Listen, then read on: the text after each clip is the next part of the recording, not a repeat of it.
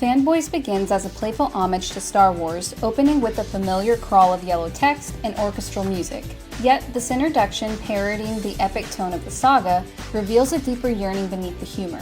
The crawl jokes that the year is 1998, a dark time for Star Wars fans, but there is hope in a small corner of Ohio. From its opening lines, the film situates fandom, not just as entertainment, but as a kind of faith, an organizing myth that gives shape to modern life.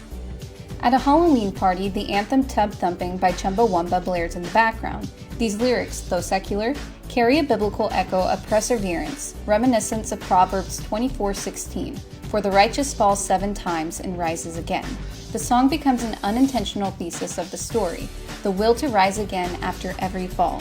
When the friends reunite, Eric, Linus, Hutch, Windows, and Zoe, their camaraderie feels more like a spiritual fellowship with nostalgia. Like the disciples and Mary Magdalene who followed Jesus, their long-planned pilgrimage to Skywalker Ranch becomes a modern version of John Bunyan's The Pilgrim's Progress, a road of trials and revelations that leads them toward meaning. In Bunyan's allegory, the pilgrim's journey mirrors the soul's pursuit of salvation. In Fanboys, the quest to see Episode 1 before its release mirrors the search for transcendence through shared devotion. St. Augustine's Confessions adds a layer of longing to this idea. Augustine writes of his restless heart seeking home with God, a restlessness paralleled by these friends chasing their childhood dream. Merci Alede, the sacred and the profound, further illuminates this theme. Skywalker Ranch becomes a sacred space, the Holy Land, where the profane world of routine gives way to the sacred experience of wonder. The film's humor masks a profound truth, that modern people, in the absence of temples, often seek transcendence in the stories that once shaped their innocence.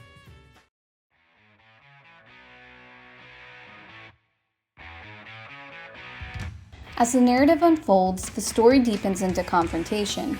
Eric's estranged friendship with Linus re-emerges when he learns that Linus is dying of cancer. What began as a journey of fandom becomes a confrontation with mortality and regret. Linus claims that Eric, who has been his friend since 2nd grade, failed on their plan to be the next big thing in comic books. Eric sadly admits that they have to grow up, where Linus insists that he knows he's miserable, where in the next scene, even after his father offers him the entire car dealership, he looks unsure and unconfident. C.S. Lewis in The Four Loves distinguishes philia, the love of friendship, as one of the highest and least practical forms of love. While not born of necessity or biology, it's more of a shared vision. As Lewis writes, "No way, you too? I thought I was the only one," is a typical phrase that can begin any friendship. Lewis writes that when two souls find they see the same truth, a true bond is created. Eric and Linus's reconciliation embodies this rediscovery. Their shared faith in Star Wars is merely the language. Dietrich Bonhoeffer's Life Together offers an even deeper understanding of this bond.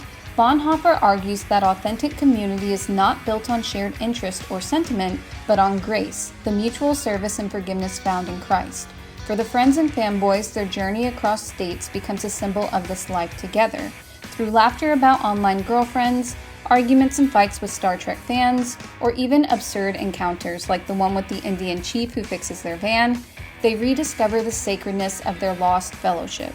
Their physical togetherness, helping each other in times of need, mirrors Bonhoeffer's notion that being in the presence and interactions of others is a source of incomparable joy and strength. Linus's illness then grounds their entire friendship in urgency as the film progresses. Here, Viktor Frankl's man's search for meaning becomes essential. Frankl, a Holocaust survivor, argued that meaning is discovered through suffering, that those who find purpose in their pain transcend despair. For Linus, the road trip is a form of logotherapy in motion. It transforms his final months into an act of hope rather than resignation. The film's journey thus becomes a spiritual exercise, a pilgrimage of friends who, through love and suffering, find grace in the face of death. As the boys come to the realization that everyone needs to find their Death Star, the one cool thing that lets you live on forever.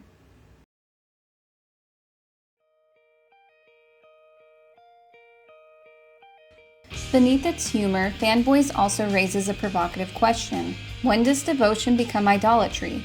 This mission to storm Skywalker Ranch is both a parody of fantasism and a sincere reflection of the human longing for ultimate meaning. We see this as the group finally makes it to Vegas and find themselves in a Star Trek convention. Tim Keller in Counterfeit Gods warns that anything we love more than God, anything that absorbs our heart and imagination more than Him, becomes an idol. Fandom, in this sense, can mimic religion. The rituals of Star Wars fans, the countdowns, costumes, conventions, are not far from the shrines and sacraments of ancient worship. Keller writes that every culture has its temples, offices, stadiums, gyms, and even studios, where sacrifices are made for meaning and belonging.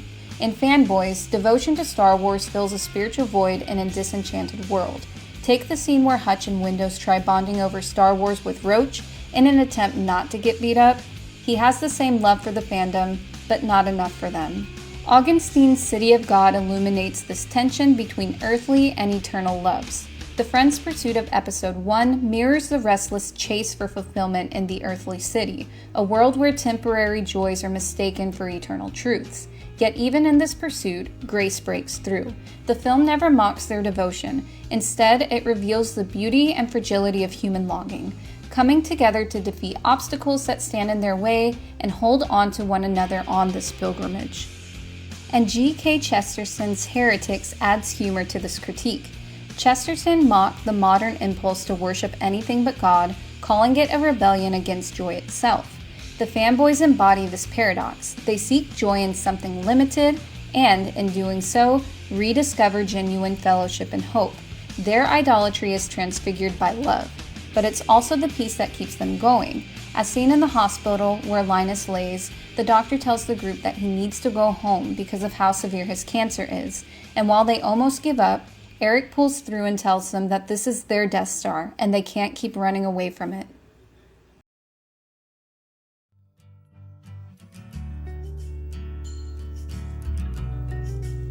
When the group finally reaches Skywalker Ranch, the tone shifts from comedy to reverence. They sneak past guards, wander through props from the original films, and stand before relics of their childhood mythos. In that moment, the journey becomes sacred. J.R.R. Tolkien's essay on fairy stories describes the eucastrophe, the sudden turn in a story that brings unexpected grace, the good catastrophe that denies final defeat. The scene where Linus, terminally ill, is the only one granted permission to watch Episode 1, early embodies this concept. The miracle is not the movie itself, but the grace extended through compassion. Their quest, born of fantasy, culminates in human tenderness and care. Hebrews 11:13-16 speaks of pilgrims who desire a better country, that is, a heavenly one. The fanboys' pilgrim ends not with the mystery, but with reunion. The group waits for Linus to return, but despite the anticipation, Linus only smiles and says Chewie. Before returning home, Eric expresses how he wishes he could change the last few years, but Linus assures him that you gotta keep the flaws, the crappy effects, real puppets, that's what makes it so good. And I'm good right here. And while he is using an analogy from Star Wars, it also echoes a quiet acceptance of mortality and faith. His peace transforms the adventure into something eternal. And just as the film began, it concludes with laughter. Eric, now a comic artist, Windows gets the girl Zoe, and Hutch finalizes his business, the group standing in line for the long-awaited premiere of Episode 1. The countdown ends, the crowd cheers, and he asks his friends, what if the movie sucks? It is a comic but existential question. Ecclesiastic 1-2 reminds us vanity of vanities is all vanity. Placing ultimate hope in a film or any creation will always disappoint. C.S. Lewis in Mere Christianity offers the answer. Only God can bear the weight of our ultimate desire. Everything else, art, success, even friendship, points beyond itself to the divine source of joy. The fanboy's journey ends not with the perfection of a film, but with the perfection of love, memory, and meaning shared. And the closing dedication after the credits. Thank you for giving us the inspiration to never stop looking to the stars, transcends fandom to touch theology. It affirms what all great stories do, that the longing for something beyond the stars is not foolish escapism, but a reflection of the soul's deepest truth.